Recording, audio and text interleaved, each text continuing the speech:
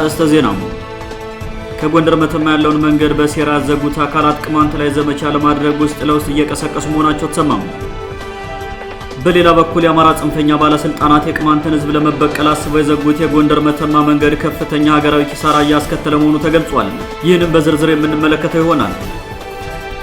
የቡርኪና ፋሶን ወታደራዊ መሪ ኢብራሂም ትራውሬ የሚደግፍ ሰልፍ ተካሄደ።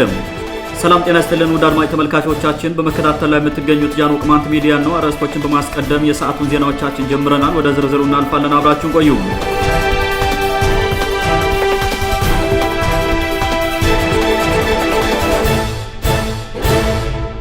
ከጎንደር መተማ ያለውን መንገድ በሴራ ያዘጉት አካላት ቅማንት ላይ ዘመቻ ለማድረግ ውስጥ ለውስጥ እየቀሰቀሱ መሆናቸው ተሰማም።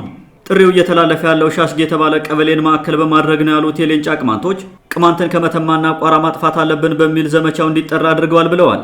የመተማ ወረዳ ጽንፈኛ አመራሮች የቆሰቆሱት ዘመቻ ነው እየተጠራ ያለው የሚሉ ወገኖች ማዕከሉን ሻሽጌ አድርጎ በተደጋጋሚ ቅማንቶች ላይ ጥቃት ሲፈጽም የቆየውን ኃይል ሰሞኑን በቅማንት ላይ ጥቃት እንዲፈጽም ትዕዛዝ መስጠታቸው ተሰምቷል። ይህን ተከትሎ የሻሽጌ ወሮ በላ ኃይል ለቦክቦክ፣ አለፋ፣ ሻውራ፣ ደለጎና ሌሎች አካባቢ ጽንፈኛ ኃይሎች በስልክ እየደወለኑ ቅማንትን እንውጋው የሚል መልእክት ማስተላለፉ ተረጋግጧል። የወረዳው ጽንፈኛ ኃይል ለሻሽጌ ወሮ በላ ቡድን ያስተላለፈው መልእክት ለመተማና ቋራ አማራ የሁል ጊዜ ስጋታችን በመካከል ሰፍሮ የሚገኘው ቅማንት ስለሆነም በተባበረ ክንድ መደምሰስ አለበት የሚል መሆኑ ተሰምቷል። ንቅናቄ ፈጥረን መጀመሪያ ቅማንትን ካላጠፋን ከመንግስት ጋር የምናደርገው ትግል ውጤታማ ሊሆን አይችልም የሚለው የጽንፈኞች አማራ መቀስቀሻ መልእክት በተለያዩ ቀበሌዎች ለውይይት መቅረቡን የመረጃ ምንጮቻችን ለጃኖ ቅማንት ሚዲያ ገልጸዋል። በቅማንት ህዝብ ላይ በተባበረ ኃይል ይከፈታል የተባለው የአማራ ጽንፈኞች ዘመቻም የመንግስት ሚሊሻዎችን ፋኖ ነኝ ብሎ በየቀጠናው የሚንቀሳቀሰውን ቡድንና በየመንደሩ ያለን ሰው አጋችና ሌባ በማሰባሰብ እንደሚካሄድ የመረጃ ምንጮች ጠቁመዋል። የዚህ ጽንፈኛ ቡድን ዘመቻ በዋናነት የጥቃት ማዕከል ለማድረግ ያቀደው ሌንጫ ቀበሌን ሲሆን የሚገኘውን ውጤት ተከትሎ ኮዘራን፣ እንኮይ፣ ኋን፣ በደላን፣ ጉባኤ ጀጀቢትን፣ ባር ኩርኩርንና መቃን በቅደም ተከተል ለመጨፍጨፍ ማቀዱ ተሰምቷል። የዘመቻው የመጨረሻ ግብ ቅማንት የሚባል ፍጥረት መተማና ቋራ ውስጥ እንዳይገኝ ማድረግ በመሆኑም ጽንፈኛው ኃይል ከተሳካለት የተገኘውን ቅማንት ሁሉ በጅምላ መግደል፣ ንብረቱን በመደዳ መዝረፍና ማውደም እንዲሁም በማሸበር ማፈናቀልን እንደ ዋና ስልት አድርጎ መያዙ ተሰምቷል። የ4 ኪሎ ምኞተኛም ሆነ የሚኒሊክ ዙፋን ጥማተኛ የክልሉ ጽንፈኛ ባለስልጣናት ቡድን የብልጽግናውን መንግስት ከውስጥም ከውጭም ገዝግዞ ለመናድ ያደረገው ሙከራ ለሳካለት ሲል ፊቱን ወደ ቅማንት እያዞረ ነው የሚሉ ወገኖች መላው የቅማንት ህዝብ በተለመደው ዝግጅትና ጥንቃቄ ራሱን ከታቀደለት የጥፋት ዘመቻ እንዲከላከል ሲሉ ጥሪ አስተላልፈዋል። በመተማ የሚንቀሳቀሱ የቅማንት ነጻነት ታጋዮችና ህብረተሰቡ ስለታቀደው ዘመቻ ሙሉ መረጃ እንዳላቸውና የተለመደውን ራስን የመከላከል ስራ ለመስራት ዝግጁ መሆናቸውን የመረጃ ምንጮቻችን ገልጸዋል።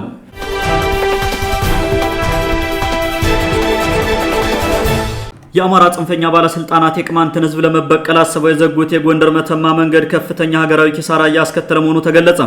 ሆን ብለው አቅደውና አዘጋጅተው የጎንደር መተማን መንገድ በመዝጋት በቅማንት ህዝብ ላይ ሁለንተናዊ ጫና እያደረሱ ያሉት ጽንፈኛ አማራ ባለስልጣናት የቅማንትን ህዝብ ከመበቀል ባሻገር በሀገር ኢኮኖሚ ላይ የሚያመጣውን ጫና ግምት ውስጥ ባለማስገባታቸው ገባ ወጣ በሚለው ሀገራዊ የኢኮኖሚ እንቅስቃሴ ላይ ከፍተኛ ጫና ፈጥሯል ተብሏል። የመተማ ጎንደር መንገድ መዘጋት በሱዳን በተቀሰቀሰው ጦርነት ምክንያት እንደወትሮ ባይሆንም የኢትዮጵያ መንግስት ሀገር አቀፍ መንገዱን እንደ ደረቅ ወደብ ስለሚጠቀምበትና አሁን ላይ ከ2 ወራት በላይ በመዘጋቱ በቀጥታ ከመተማ ጎንደር ይመጡ የነበሩ የተለያዩ የሰብል ምርቶችና ሸቀጣ ሸቀጦችን የጫኑ ተሽከርካሪዎች በምዕራብ አርማጮ በኩልና በቋራ አድርገው ወደ መሃል ሀገር እንዲጓዙ እየተደረገ ነው ተብሏል። ከጎንደር መተማ ያለው መንገድ ለምን እንደተዘጋ ሲጠየቅ አናቅም የሚል ምላሽ የሚሰጠው የቀጠናው ካድሬም ከጌቶቹ የተሰጠውን ቅማንትን የማድቀቅ ተልዕኮ ተቀብሎ ከመፈጸም ውጭ ለምን ብሎ መጠየቅ እንደማይችል ይታወቃል። ከጎንደር መተማ ያለውን ሀገር አቀፍ መንገድ መዘጋት አስመልክቶ የሚመለከታቸው የፌዴራል ባለስልጣናት ሳይቀሩ መረጃው በተደጋጋሚ እየደረሳቸው ዝምታን መምረጣቸው ቅማንትን ለማጥፋት ከማይተኛው አማራ ጽንፈኛ ጋር እየተባበሩ ስለመሆናቸው ትልቅ ማሳያ መሆኑን ጃኖ ቅማንት ሚዲያ በተጨባጭ ማስረጃዎች አስደግፎ ሲዘግብ መቆየቱ ይታወሳል። ከጎንደር መተማ ያለውን ሀገር አቀፍ መንገድ ቅማንትን ለመበቀል በሚል ሰይጣናዊ ግፊት ብቻ መዝጋት በሀገሪቱ ኢኮኖሚ ላይ ከፍተኛ ኪሳራ ያስከትልም ወይ ስንል የጠየቅናቸው አንድ የውስጥ ምንጫችን የአማራ ብልጽግና ባለስልጣናት ቅማንትን ለመበቀል ሲሉ አይደለም መንገድ መዝጋት አቅማቸው እስከፈቀደ ድረስ መፍትሄ ነው ብለው ካሰቡ ሀገሪቱንም ከማፍረስ አይመለሱም ሲሉ ጥላቻቸው ስር የሰደደ መሆኑን ተናግረዋል። በመንገዱ መዘጋት ምክንያት በአካባቢው ያለው የንግድ እንቅስቃሴ ሙሉ በሙሉ መቆሙንና እንደ አማራጭ የተያዙ መንገዶችም ደህንነታቸው የበለጠ አስጊ በመሆኑ በዚህ ሀገር አቀፍ መንገድ በስጋት ውስጥ ሆነው ይንቀሳቀሱ የነበሩ ነጋዴዎች ከገበያው እየወጡ ነው ሲሉ የመረጃ ምንጫችን ተናግረዋል። ከተዘጋ ወራትን ያስቆጠረውን የጎንደር መተማ መንገድ በተመለከተ ጉዳዩ የሚመለከተው የጉምሩክ ባለስልጣን ራሱ በዚህ ጉዳይ እስካሁን ያለው ነገር እንደሌለ ታውቋል።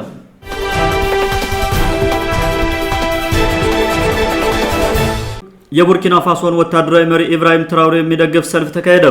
በመፈንቅለ መንግስት በትረ ስልጣኑን የጨበጡት የቡርኪና ፋሶን መሪ ሻምበል ኢብራሂም ትራውሬን የሚደግፉ ትልልቅ ሰልፎች በበርካታ ሀገሪቱ ከተሞች ተካሂደዋል።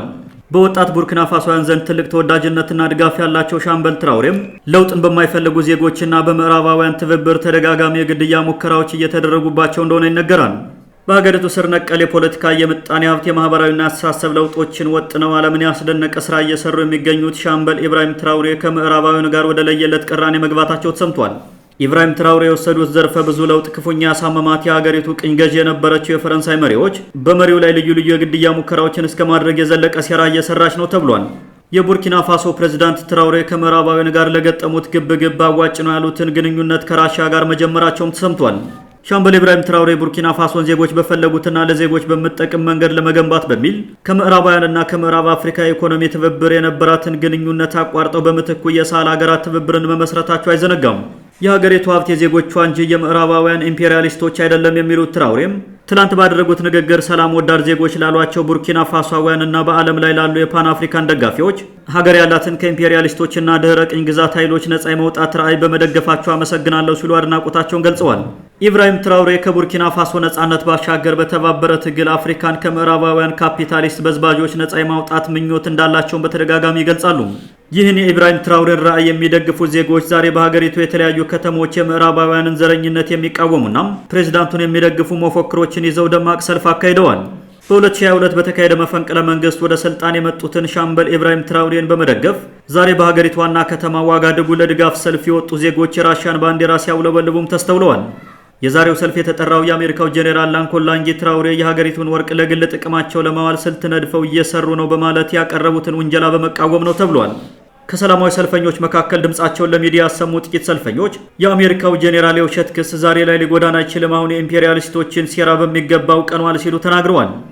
ውድ አድማጮቻችን ለዛሬ የነበሩን ዘገባዎች ይመስሉ ነበር። መልካም ጊዜ ይሁንላችሁ።